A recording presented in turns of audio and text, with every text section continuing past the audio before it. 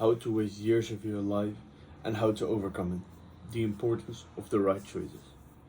Welcome to this first video in this kind of format in which I will discuss a certain lesson which I learned this week or throughout my overall journey.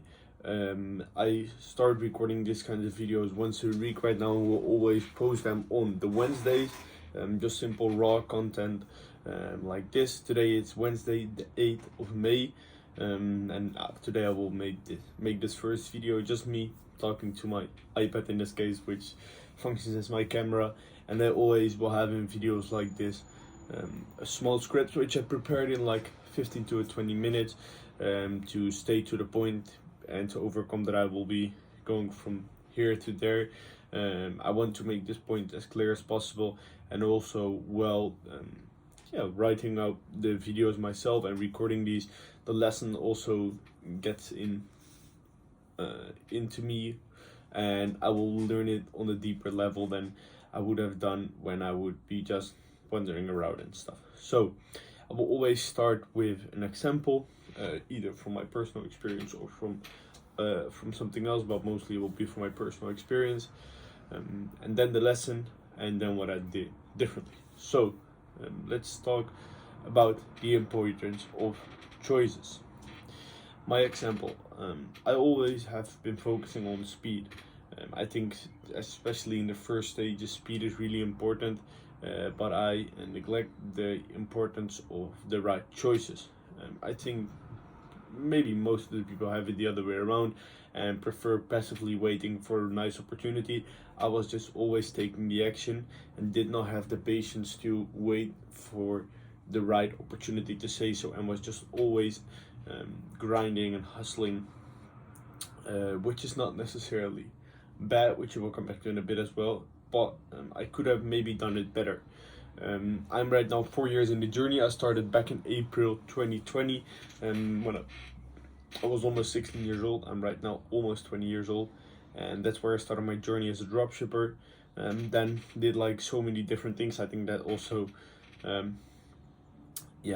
is the same thing with everyone who is starting there, figuring out what works the best. And I don't think that there are a lot of examples of people who know from the start what they are going to do, and that their first shot is like the moonshot.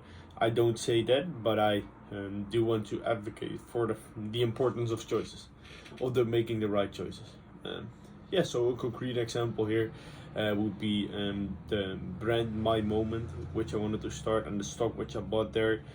I, for example, was like, okay, it doesn't matter that much. Or the same is also with watches that I wanted to sell with a friend of mine like two to 3 years ago, where we bought a stock and we were like, okay, we see other people going good with this product, so we will must be able to do the same. And the same I had with the brand which I bought like so much stock for it. I was like, okay, I see an American brand really taking off with this product, so I must be able to do the same as they do.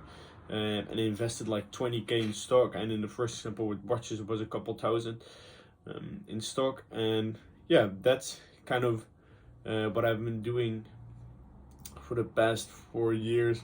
When it comes to the message which I want to tell you here is that I was doing like different things and then need so much time to wipe out the mistake that I made. Currently, for example, I'm wiping out the mistake that I made with buying the stock, because then you have to focus on selling it, and in that meantime you cannot focus on, or of course you can, but not with your full intention, on another opportunity which you can focus on for the upcoming years. And this is not necessarily a shiny object syndrome, but it's more because of things that I started too fast. So not necessarily that I stopped the thing that I built and then build on something else because I had the shiny object syndrome for that new object. It was just in general that I started things too fast, like in the first moment, in the beginning, and yeah, therefore I had to stop that later on because it just was simply not that good as I thought it would. Or yeah, and if I would have, I'm honestly quite sure that if I would have spent more time in thinking about that, I could have realized that myself as well. And yeah, as mentioned, then you have to spend a lot of time to wiping out those mistakes.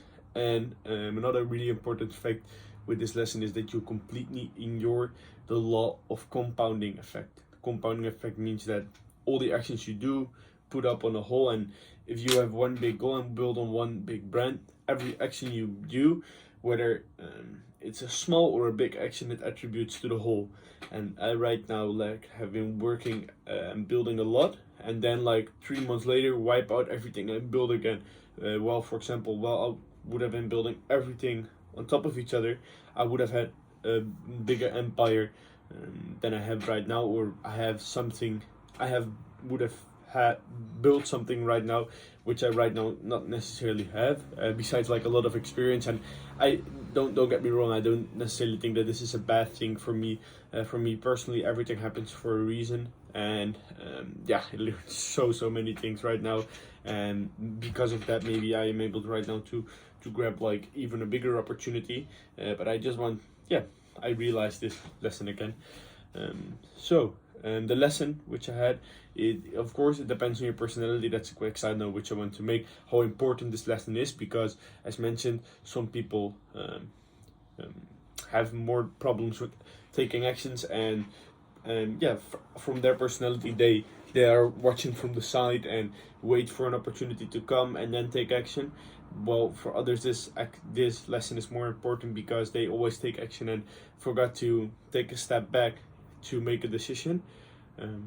But for me, the lesson I took from this is there really exists something like a path of least resistance, and thereby take some time to make important decisions.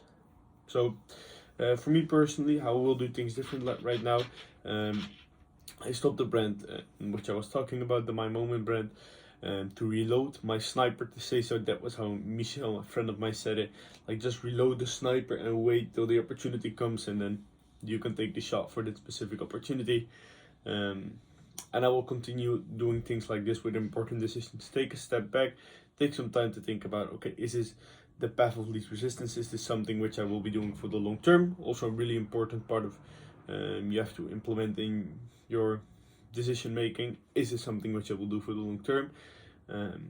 And yeah, then take the path of least resistance without neglecting the fact, that's the last side note I want to make before wrapping up this video, that you always need to have and keep on training your ability to make decisions. It doesn't matter really fast. But that starts, of course, with recognizing them and separate them from the important ones, and which is actually also a weakness from me.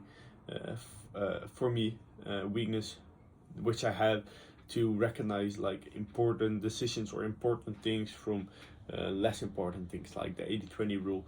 But that is something for another time.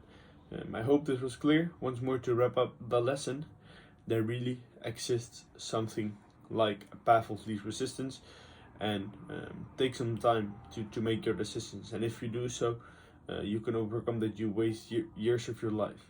That's the importance of making the right choices. See you next week.